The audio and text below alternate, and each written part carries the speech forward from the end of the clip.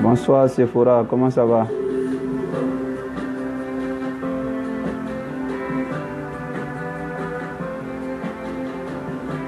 Est-ce que le son est bon?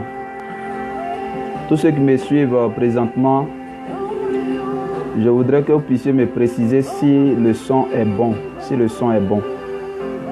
Si vous m'entendez bien, dites-moi que le son est bon.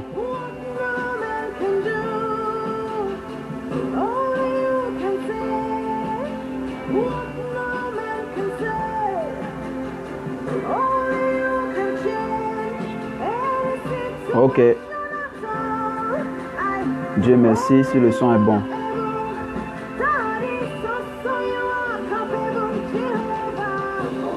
On va attendre juste quelques minutes, le temps que tous ceux qui ont été invités puissent se connecter, tout en espérant que la connexion sera bonne. Ça fait plusieurs jours que la connexion n'est pas très bonne.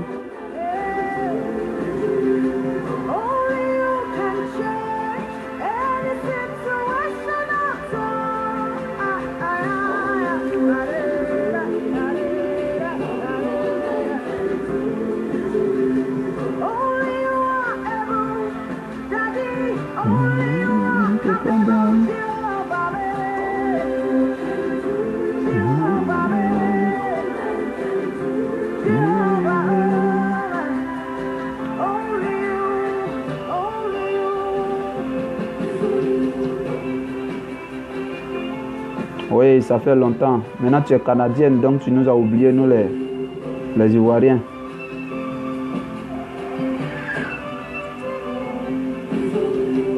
Qui m'envoie beaucoup de cœurs comme ça? C'est qui? Je ne vois pas bien la photo. Est-ce que la personne peut se présenter? Nous allons commencer tout à l'heure. J'ai un message à partager avec vous. Et je crois qu'il vous fera du bien.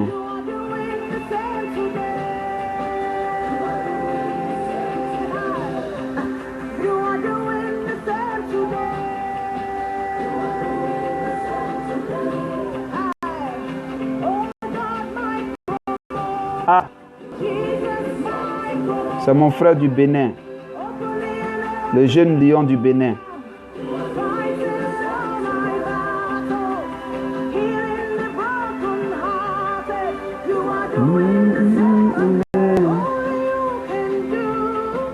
Tu es béni.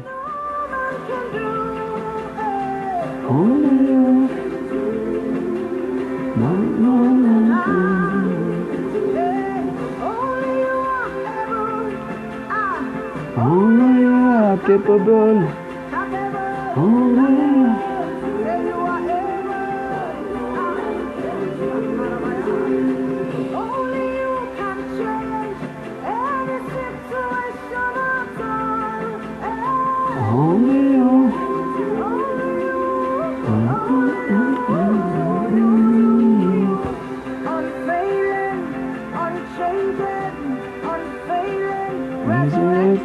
Jesus.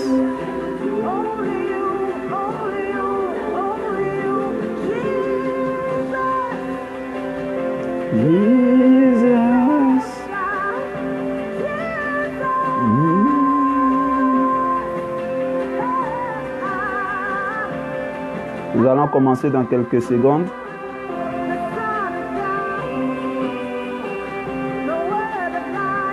Le thème c'est lève-toi et brille.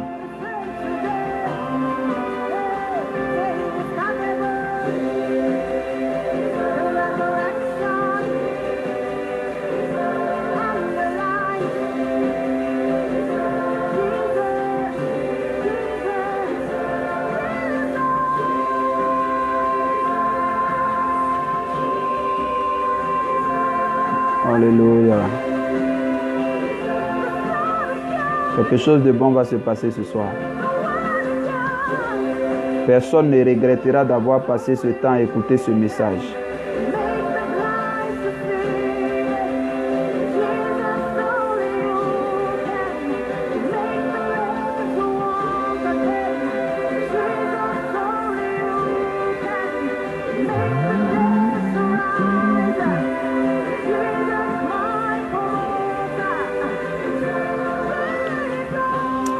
Nous allons démarrer. Seigneur, nous voulons te bénir ce soir. Nous voulons te rendre toute la gloire. Merci pour cette occasion que tu as rendue possible. Seigneur, merci pour ta main qui est sur la connexion. Que ton sang couvre cette connexion. Que ton sang couvre la technique. Et que Dieu Tout-Puissant, tu permettes que tes enfants puissent recevoir ta parole ce soir. Merci de visiter chacun. De bénir chacun par la puissance de ta parole au nom de Jésus-Christ. Amen. Alors, que Dieu vous bénisse. Nous allons rapidement, pendant que Dieu nous fait la grâce d'avoir la connexion, passer au message. Ça fait déjà 3 jours que nous avons des soucis. Pas 3 jours, presque une semaine que nous avons des soucis de connexion. Et ce n'est pas facile. Alors, le thème que je voudrais partager avec vous ce soir, c'est « Lève-toi et brille ». Lève-toi et brille. Lève-toi et brille. Il y a une première chose que nous devons comprendre. Dans le livre de Matthieu, le chapitre 2, verset 2, la Bible nous dit, et il est dit, où est le roi des Juifs qui vient de naître? Car nous avons vu son étoile en Orient et nous sommes venus pour l'adorer. Alors ce texte-là parle des mages qui ont vu l'étoile de Jésus briller et la Bible nous dit qu'ils ont suivi l'étoile et ils sont venus jusque là où Christ se trouvait. Et quand ils sont arrivés, ils ont demandé où est le roi des Juifs qui vient de naître. Ils n'ont pas demandé où est le bébé qui est né, mais ils ont demandé où est le roi des Juifs qui vient de naître. C'était encore un bébé, mais dans l'esprit de ces mages-là, c'était un roi qui était couché là. Voyez, ça nous donne une révélation importante. Bien qu'étant bébé, les mages voyaient déjà en lui un roi. Et la Bible nous dit que nous sommes cohéritiers avec Christ.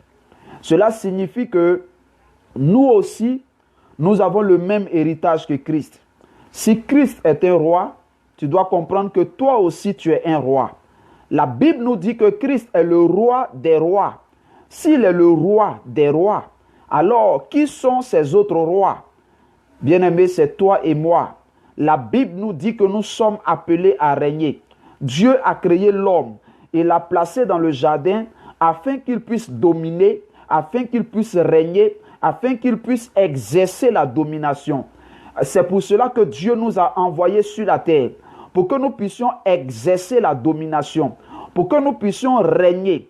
Alors, si ils ont appelé Jésus-Christ le bébé, où est le roi, tu dois comprendre que toi aussi tu es un roi. Même si tu n'es pas né biologiquement dans une famille royale, comprends que parce que tu es né de nouveau, tu es né dans une famille royale. Et donc le sang de Christ coule en toi, le sang de Christ coule sur toi et tu fais donc partie d'une lignée royale désormais.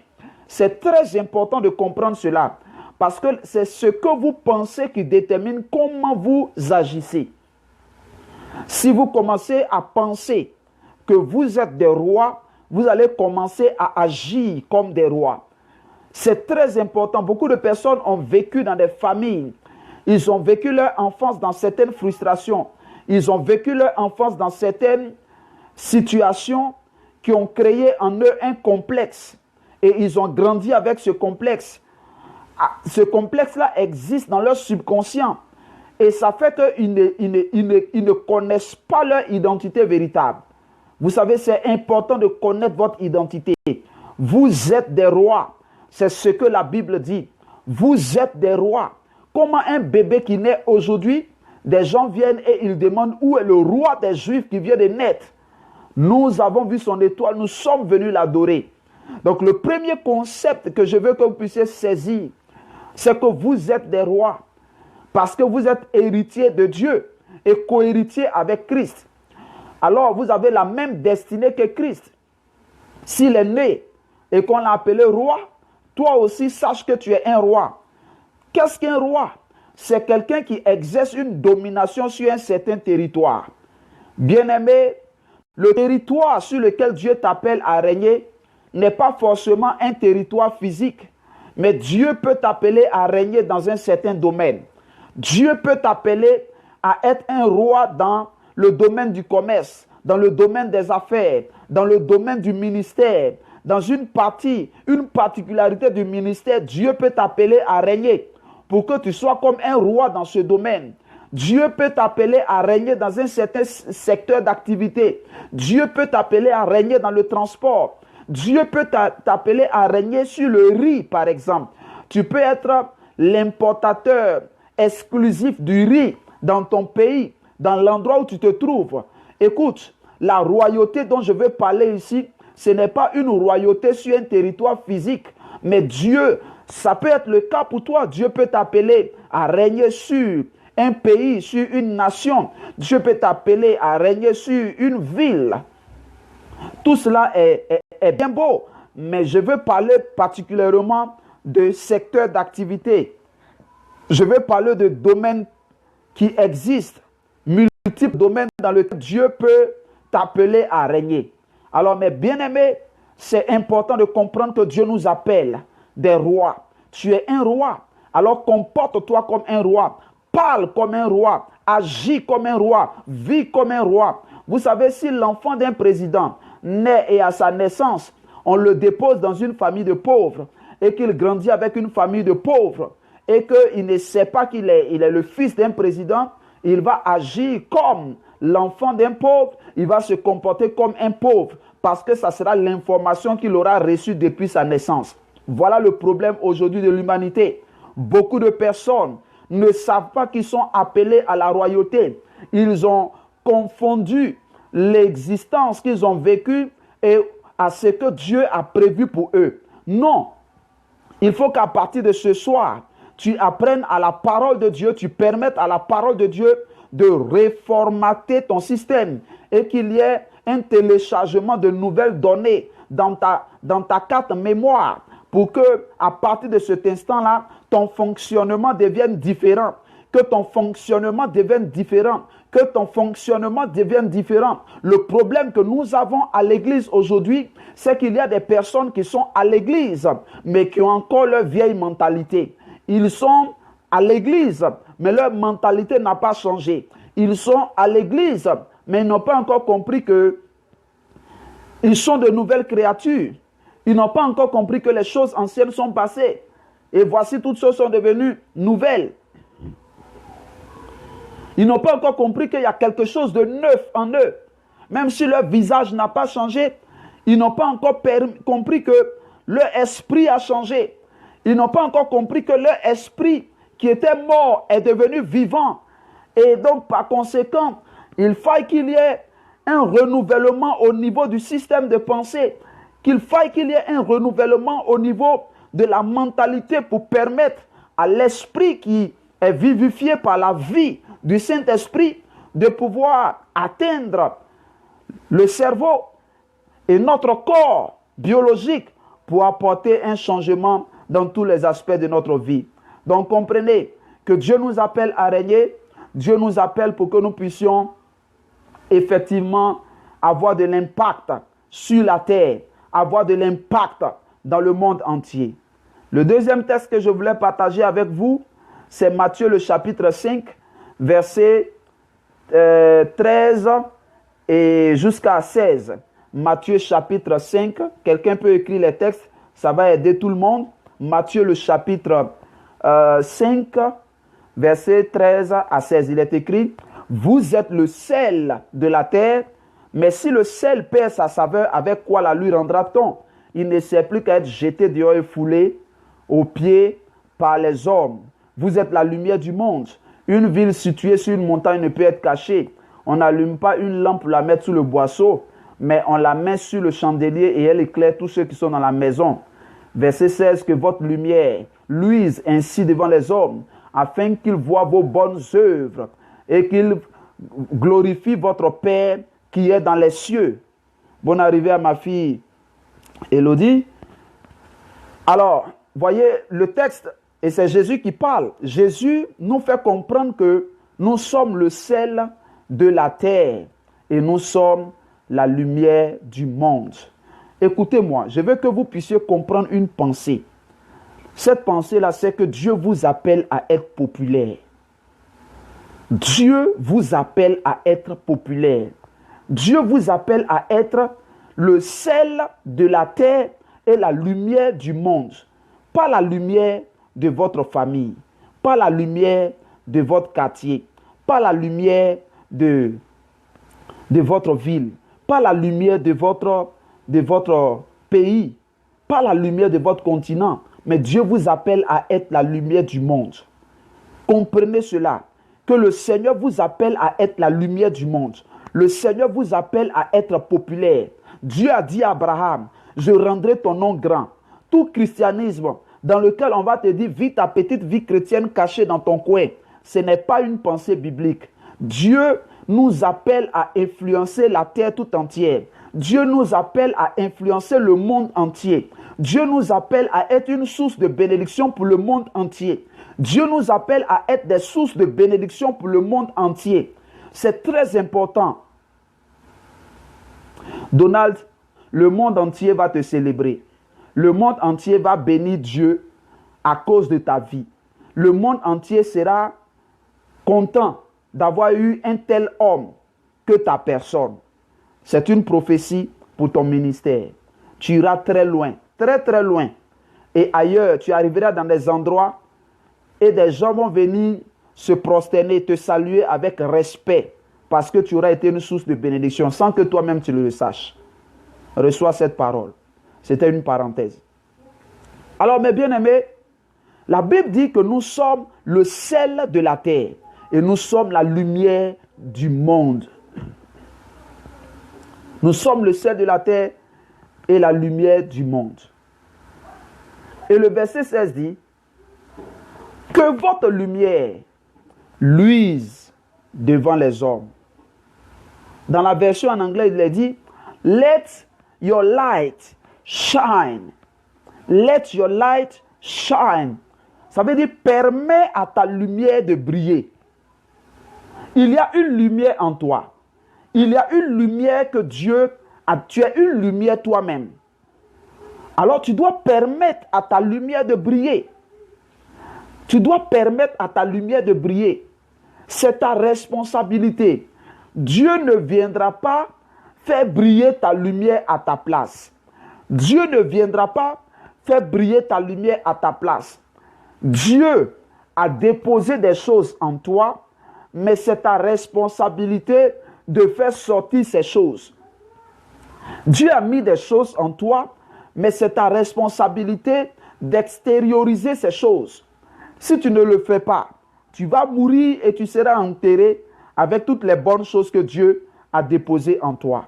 Ce soir, je veux parler à quelqu'un pour que la personne comprenne que Dieu l'appelle à se lever et à briller.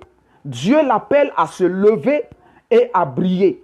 Dieu l'appelle à se lever et à briller. Peu importe ton background, peu importe la famille de laquelle tu viens, peu importe comment tu as passé ton enfance, peu importe la condition dans laquelle tu te trouves présentement, peu importe ta condition financière, Dieu t'appelle ce soir à te lever et à briller. Dieu t'appelle à te lever et à briller. Dieu te dit que ta lumière luise devant les hommes. Que ta lumière luise devant les hommes. Que ta lumière luise devant les hommes. Tu as une responsabilité en face des hommes. Tu as un devoir en face des hommes. C'est que ta lumière doit briller devant eux. Ta lumière doit briller devant eux. ta lumière doit briller devant eux. C'est très important de comprendre cela. Chacun d'entre nous a une lumière à émettre. Chacun d'entre nous a une lumière à émettre. Qu'est-ce que la lumière? La lumière, quand on parle de lumière dans la Bible, premièrement, ça fait allusion à la révélation. À la révélation. À la révélation. C'est-à-dire quelque chose de caché que tu découvres. Quelque chose de caché que tu découvres. Ça fait allusion à la connaissance. La lumière, c'est la connaissance. La lumière, c'est le savoir. Écoutez-moi bien, bien-aimés. C'est pas la connaissance et le savoir. C'est pas la révélation que nous brillons. Sois bénie, ma fille Larissa. C'est pas la révélation que nous brillons. C'est pas la connaissance que nous brillons. C'est pas le savoir que nous brillons. Souvenez-vous de Joseph en Égypte. Joseph a donné l'explication du songe de Pharaon. Et quand il a fini de donner l'explication, il a dit à Pharaon, il faut choisir quelqu'un d'intelligent qui va pouvoir, excusez-moi, quelqu'un d'intelligent qui va pouvoir gérer la période de l'abondance et puis gérer la période de la famine. Et Pharaon a dit, mais qui je connais de plus intelligent que toi? Tu as la lumière dans ce domaine-là, donc c'est toi que je vais prendre. Donc c'est par sa lumière, par sa révélation, par sa connaissance que Joseph a régné sur l'Égypte. Mais bien aimé, quand vous lisez Ésaïe chapitre 60, le verset 1, il a dit, lève-toi, sois éclairé car ta lumière arrive et la gloire de l'Éternel se lève sur toi. Voyez, la Bible dit ta lumière. La Bible n'a pas dit la lumière.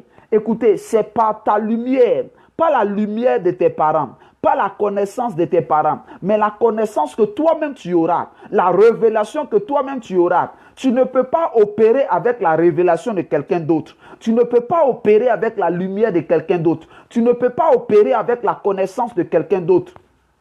Il faut que la connaissance de quelqu'un d'autre devienne ta connaissance. Il faut que ça devienne ta révélation. Et c'est à partir de ta révélation que tu vas commencer à briller. Que tu vas commencer à briller. Que tu vas commencer à briller. Le verset 2 nous dit, voici les ténèbres couvrent la terre et l'obscurité les peuples. Mais sur toi, l'Éternel se lève, sur toi, sa gloire apparaît. Nous vivons dans un monde qui va aller de ténèbres en ténèbres. Nous vivons dans un monde qui va aller de difficulté en difficulté. Écoutez, quand je regarde aujourd'hui la télévision, quand je regarde un peu tout ce qui se passe, tout est fait pour endormir l'esprit des gens. Tout est fait pour empêcher les gens de réfléchir par eux-mêmes. Les hommes sont devenus comme des moutons. Excusez-moi l'expression, mais je suis quelqu'un de nature très franc et très direct dans ce que je dis. Les hommes sont devenus comme des moutons. On les traîne, on les entraîne. Aujourd'hui, il suffit, regardez ce qui s'est passé le 11 septembre aux États-Unis, quand les tours jumelles ont été bombardées. La vérité, c'est que c'est un auto, comment on dit ça? C'est un autocoup, c'est-à-dire que le coup a été fait par les États-Unis eux-mêmes. Mais ils ont fait cela pourquoi? Pour entraîner le peuple dans une pensée, dans une seule pensée. Oh, on est attaqué, réunissons-nous et puis faisons front. Donc, pour emmener tout le monde à la pensée unique. Et ça prie, ça marchait, ça amenait tout le monde dans la même pensée. Ceux-là qui ont pensé différemment sont rares. Et aujourd'hui, c'est la même chose. Aujourd'hui, c'est la même chose. Aujourd'hui, c'est la même chose. C'est rare de trouver des personnes qui pensent différemment. C'est rare de trouver des personnes qui pensent différemment. Tout le monde a la pensée unique. On dit ceci, les gens ne vérifient pas. Tout le monde court dans le même sens. Mais non, écoutez-moi. La Bible dit que les ténèbres vont couvrir la terre. Mais toi, la gloire de l'Éternel va se lever sur toi. Tu dois comprendre que ta lumière doit arriver. Alléluia.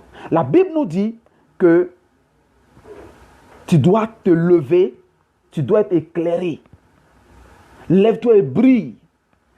Vous savez, quand vous allez commencer à briller, il va se produire un phénomène d'attraction. Vous savez, partout où la lumière brille, les gens ont envie d'aller là-bas. Si on vous demande d'emprunter 2 chemins, Et que sur un chemin, il y a l'obscurité totale. Et un deuxième chemin, il y a la lumière. C'est le chemin où il y a la lumière que vous allez partir. Si on vous demande 2 maisons de loin, et on vous dit de choisir une maison pour aller dormir, il y a une maison où tout est noir, il y a une maison où tout est éclairé. Vous allez partir dans la maison où il y a la lumière. C'est la même chose. Même les insectes, quand il y a une lumière quelque part, ils vont vers la lumière. Quand vous allez commencer à briller, les gens vont commencer à venir vers vous. Quand vous allez commencer à briller, vous allez attirer des personnes vers vous. C'est parce que l'étoile de Jésus a brillé que les personnes sont venues vers lui, que les mages sont venus vers lui. Si l'étoile de Jésus ne brillait pas dans le ciel, son étoile n'allait pas être remarquée par les mages. Son étoile n'allait pas être remarquée par les bienfaiteurs, pour que ces bienfaiteurs puissent se déplacer pour venir vers lui. Vous savez, il y a des choses dont vous avez besoin dans la vie qui se trouvent dans la main des autres personnes. Il y a des choses dont vous avez besoin pour avancer qui sont dans la main des autres personnes. Mais comment ces personnes-là vont venir à vous et vous donner cela? C'est quand vous allez briller. C'est quand vous allez avoir une certaine connaissance. C'est quand vous allez avoir une certaine révélation. Vous allez commencer à régner. Quand vous allez commencer à régner dans un certain domaine, il y a des personnes qui possèdent ce dont vous avez besoin. Ils seront attirés à vous. Ils viendront à vous. Quand vous allez commencer à donner des lumières dans un certain domaine, si c'est par exemple dans le domaine de la santé, que vous commencez à donner des lumières, vous commencez à donner, à parler de ce que vous savez, de votre connaissance, alors les gens, il y a des gens que ça concerne qui vont venir à vous, qui vont se rapprocher de vous parce qu'ils voient en vous un expert qui est capable de les orienter, qui est capable de leur montrer le chemin. Lève-toi et sois éclairé. Regardez, le verset 3 d'Ésaïe 60 nous dit, des nations marchent à ta lumière et des rois à la clarté de tes rayons. Verset 4, porte tes yeux alentour et regarde. Tous, ils s'assemblent, ils viennent vers toi. Tes fils arrivent de loin. Tes filles sont portées sur les bras. Tu tressailleras alors et tu te réjouiras. Et ton cœur bondira et se dilatera quand les richesses de la mer se tourneront vers toi. Quand les trésors des nations viendront à toi. Verset 6. Tu seras couvert d'une foule de chameaux et de dromadaires de Madian. Et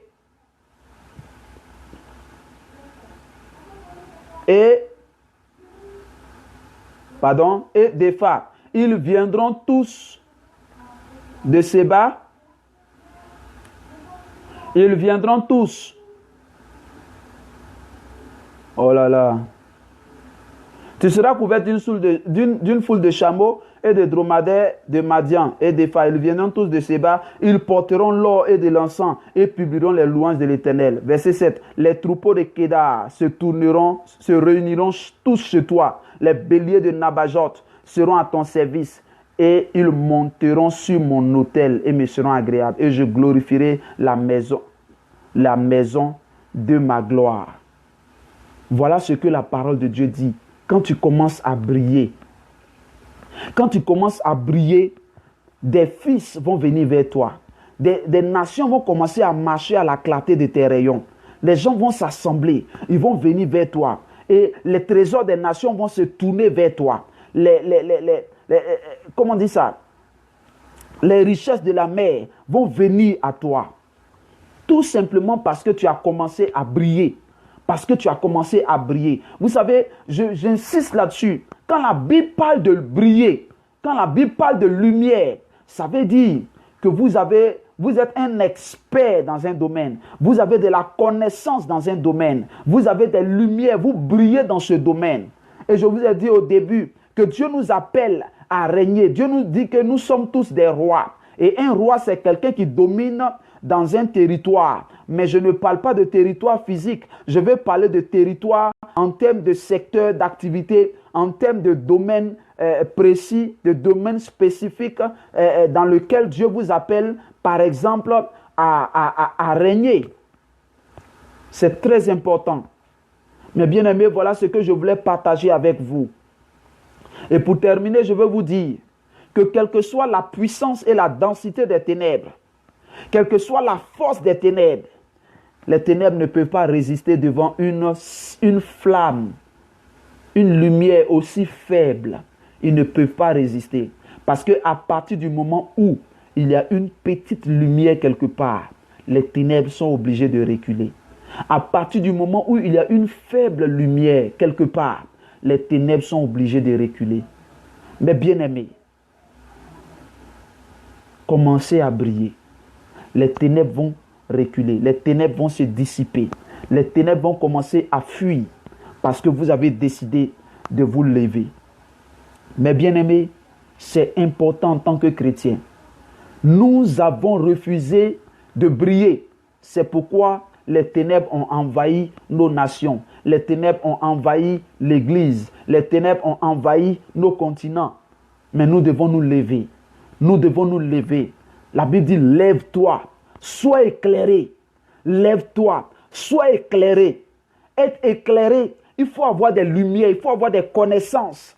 Il faut avoir des connaissances. Il faut apprendre.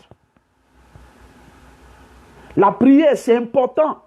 Mais la connaissance est très importante. Je suis écœuré de voir plusieurs chrétiens ignorants dans les églises lever les mains, prier Dieu et penser que Dieu est un magicien qui va venir faire des choses à votre place. Dieu ne descendra pas pour changer votre condition si vous-même vous ne recherchez pas la lumière dans le domaine dans lequel vous aspirez régner, dans lequel vous aspirez vraiment réussir. Dieu ne descendra pas pour venir faire ces choses. Si vous-même, vous ne recherchez pas la lumière, vous ne recherchez pas la connaissance. Écoutez, la prière ne change pas les choses par magie. La prière ne change pas les choses par magie. Il n'y a pas des gens qui prient plus que les chrétiens. Mais il n'y a pas aussi des gens qui sont pauvres comme les plus pauvres que les chrétiens. Malgré les prières des chrétiens, ils sont toujours pauvres. Malgré les prières des chrétiens, ils sont toujours misérables. Ça ne vous dit rien? Ça ne vous dit rien? Vous ne pensez pas que, mais pourquoi malgré mes prières, les choses ne changent pas? Est-ce qu'il y a quelque chose? Est-ce qu'il n'y a pas un maillon manquant dans la chaîne qui fait que malgré mes prières, les choses ne changent pas? Souvent, j'aime terminer mes posts par christianisme intelligent. Nous avons besoin d'un christianisme intelligent maintenant. Nous avons besoin d'un christianisme intelligent. Regardez, les gens de ce monde ne respectent pas l'Église, ils ne considèrent pas l'Église. Parce que tout ce que les chrétiens savent faire, c'est crier, parler en langue, bavarder, oh, à tue-tête. Mais quand vous avez fini de faire tout ça là, quelle est votre influence dans la société? Quel est votre impact? Qui est-ce que vous éclairez? Qui marche à la clarté de vos rayons? Qui est-ce que vous influencez positivement? La Bible dit que nous sommes la lumière du monde et le sel de la terre. Mais qui est-ce que vous éclairez dans le monde? Qui est-ce que vous éclairez dans le monde? À qui vous faites du bien? Vous êtes en bénédiction à qui? Levons-nous. Mais bien aimé, je ne vais pas être long. Je voudrais m'arrêter là pour ce soir. C'est un message que j'avais à cœur de partager avec vous pour que l'Église puisse se réveiller, pour que l'Église puisse comprendre la nécessité de pouvoir se lever et briller. La nécessité de pouvoir se lever et briller. On a entendu des christianismes dans le passé, je veux dire des messages dans le passé où on nous a dit non, on va aller au ciel, on va aller au ciel, on va aller au ciel. Et donc, l'homme a négligé la terre. L'homme a négligé la terre. Il n'a pas voulu faire des projets. Il n'a pas voulu réaliser des projets. Il n'a pas voulu construire des maisons. On lui a dit qu'il aura une maison au ciel. Et ça fait que les chrétiens ont tout laissé, tout abandonné. Et ils se disent, si je gagne le pain et le vêtement, cela me suffit. Et vous voyez des chrétiens qui vivent dans une précarité qui ne dit pas son nom. On leur a fait croire qu'être dans l'abondance, c'est mondain. Être dans l'abondance, c'est charnel. Et ils sont restés, ils disent d'après eux, ne me rends ni riche pour ne pas que je t'oublie, et puis ni pauvre pour ne pas que je te rejette. Ça, c'est la parole de David. Mais est-ce que vous savez que quand David disait ne me rends ni riche ni pauvre là, il a pu laisser pour construire la maison de l'Éternel, ce qu'il a laissé à David, à Salomon son fils, comme matériel pour pouvoir construire la maison de l'Éternel. Quand on essaie de savoir la valeur, c'est plus de 500 millions qu'il a laissé. C'est plus de 500 millions que David a laissé à son fils Salomon pour bâtir la maison de l'Éternel. Ça, c'est dans son... Je ne suis ni riche ni pauvre. C'est dans son milieu là. Toi, tu n'as même pas 100 000 francs dans ton compte. Tu n'as jamais vu 1 million de francs CFA. Et puis, tu pries aussi comme ça, ni riche ni pauvre. Écoutez, avec ce genre de mentalité, on va construire quoi? On va aller où avec l'évangile? Les chrétiens doivent se réveiller. Il faut qu'il y ait des chrétiens milliardaires qui financent l'évangile. Il faut qu'il y ait des chrétiens qui se lèvent, qui se réveillent et qui poussent l'évangile, qui poussent l'œuvre de Dieu. Je vais m'arrêter là pour ce soir. Que la grâce du Seigneur soit avec vous. Que sa paix soit avec vous. Je vais prier pour vous et nous allons nous séparer.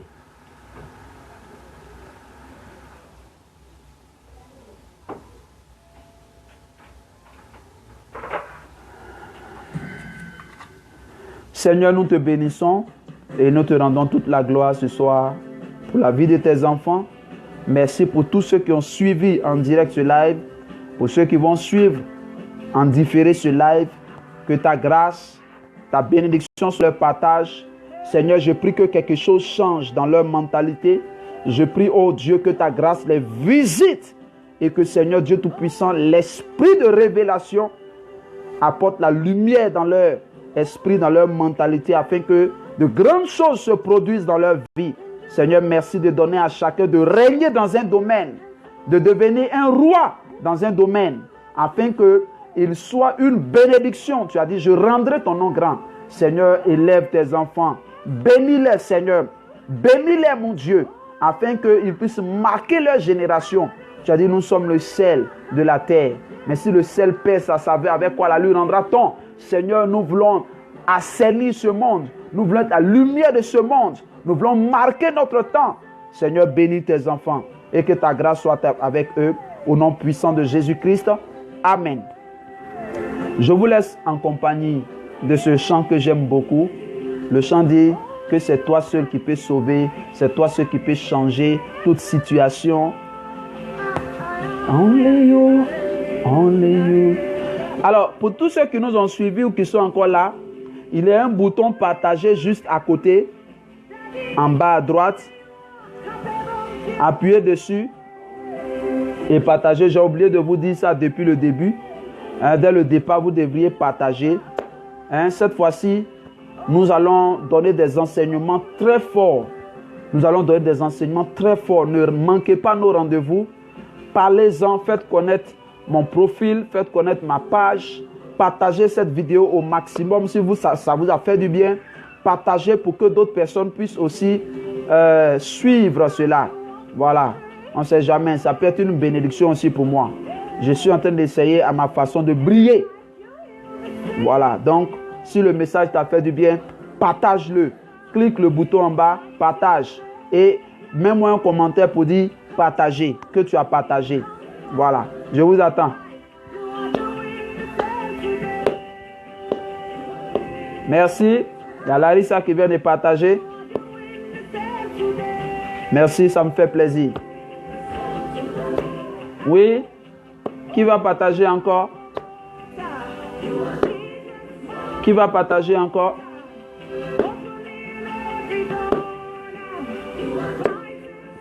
Qui va partager encore?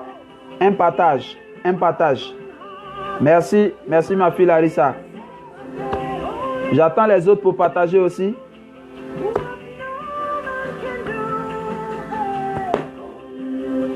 Dans une minute, le chant finit et nous allons nous dire au revoir.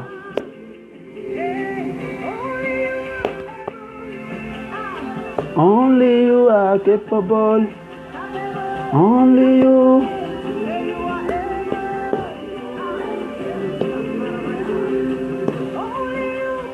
C'est une seule personne qui a partagé.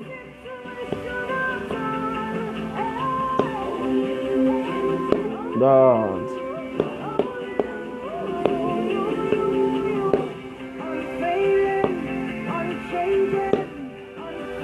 Tous ceux qui ont besoin de prière, tous ceux qui ont besoin de délivrance, tous ceux qui ont besoin d'orientation, n'hésitez pas à me contacter.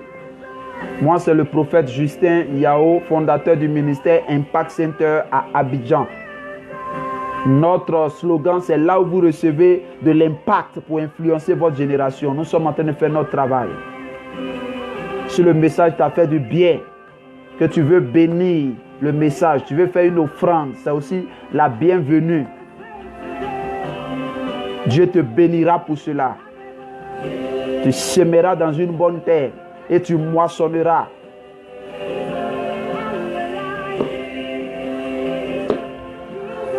Donc le chant finit dans quelques secondes. Amen ma fille, amen ma fille.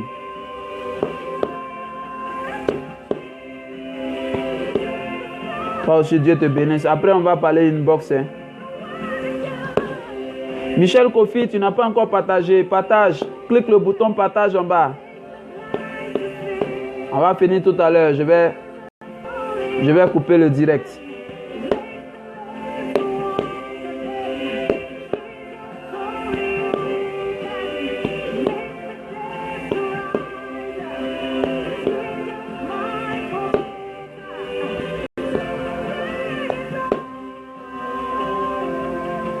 Ok. Le chant va finir. Je vous dis à plus tard. Et nous allons nous retrouver à d'autres occasions. Chaque fois que le Seigneur me mettra à cœur de partager un thème avec vous, je vous informerai et ça vous fera du bien. Shalom chez vous.